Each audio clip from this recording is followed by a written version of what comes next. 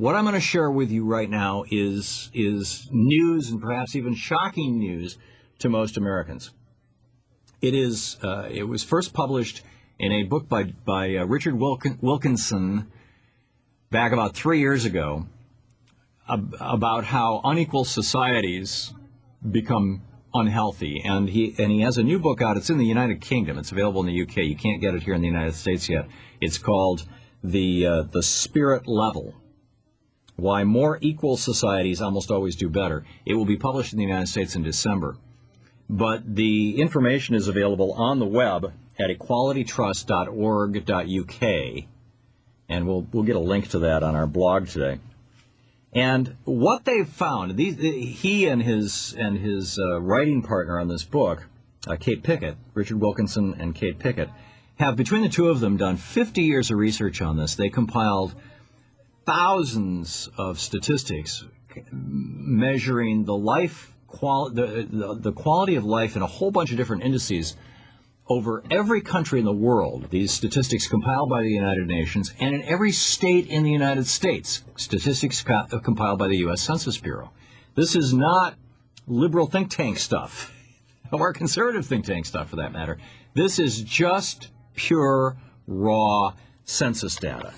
And what they found is that what we thought all along, back, for example, when Lyndon Johnson declared the war on poverty, what we thought that poverty was the problem is not the problem.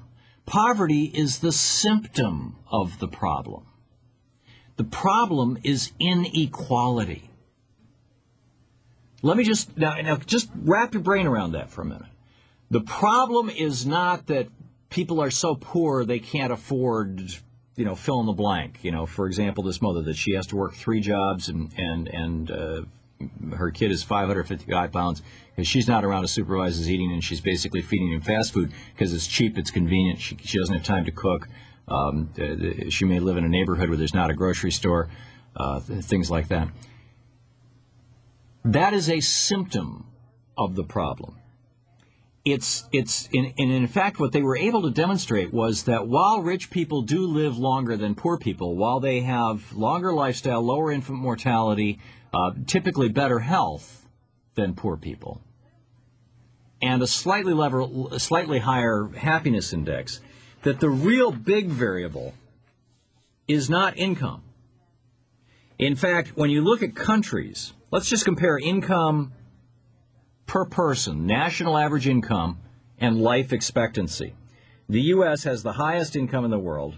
The U.S. and Norway are up there, a little over $40,000 per person per year, average. And, we have a good life expectancy. It's in the neighborhood of 77, 78 years. But higher than us in life expectancy is Japan, which has an average income of only $30,000 a year. Higher than us in life expectancy is Malta, which has an average income of $20,000 per year. They're half as rich as we are.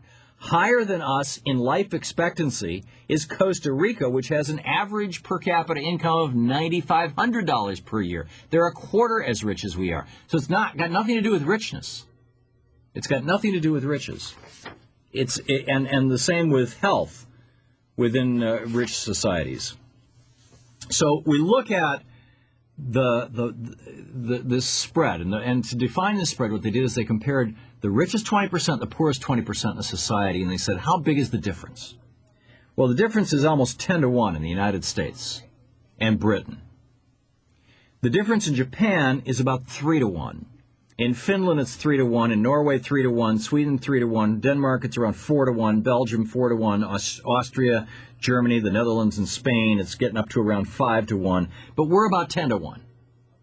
We're the most unequal society on earth. Now, what is the consequence of that? What they find is that life expectancy, math and literacy, infant mortality, homicide, number of people in prison, teenage births, level of trust in others, happiness, obesity, mental illness, including alcohol and drug addiction, and social mobility, all of these things are worse in highly unequal societies like the United States and the United Kingdom. We are the most unequal Portugal, the United Kingdom, and New Zealand are right up there with us, and all of these countries have all of these problems. And the most equal societies, where you don't have extreme riches and you don't have extreme poverty, where you have very high taxes on the rich and you have a social safety net. Japan, Norway, Sweden, Finland, Belgium, Denmark, the Netherlands, Switzerland, Germany, and Austria. They are the most equal countries, and they are the best. They're doing the best in life expectancy, math and literacy, infant mortality, homicide rates, imprisonment rates, teenage birth, trust, obesity, mental illness, drug and alcohol addiction, and social mobility. The one single variable is equality in a society. So how do we get there? Right after this. So all of these things, every single one of these things is a very interesting graph over at this the website, equalitytrust.org.uk,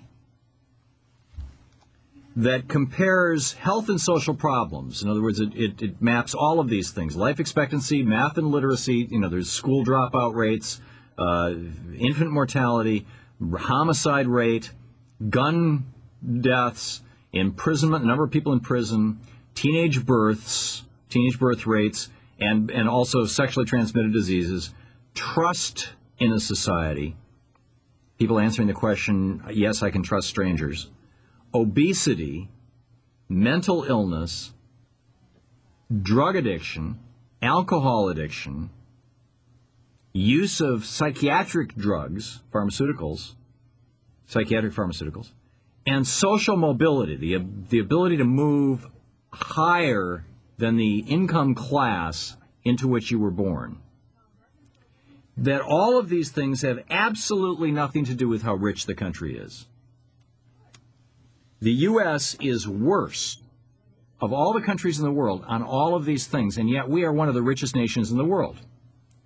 Portugal is second worst on all of these things, and yet they are one of the poorer countries in Europe at an average income of around $18,000 a year. We've got $44,000 a year. Why is the U.S. the richest and Portugal one of the poorest, both on the worst end of the scale in this list of things that I just laid out?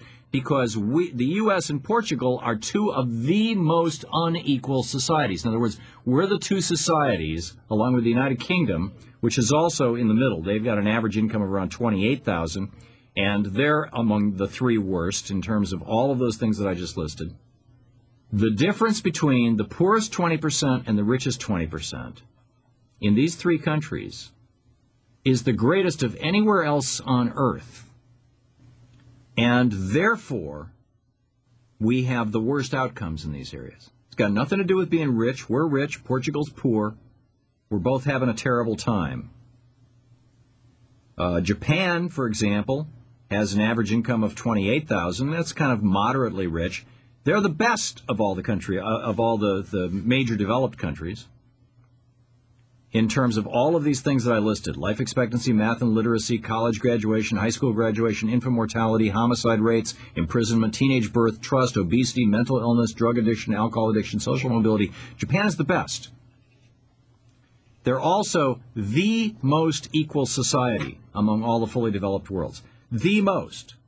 Now, how did they get there? This was an issue that Karl Marx struggled with, because I think that we've always known as humans intuitively that we are wired to be cooperators, not competitors. We are wired to be collaborators. We are wired to work together.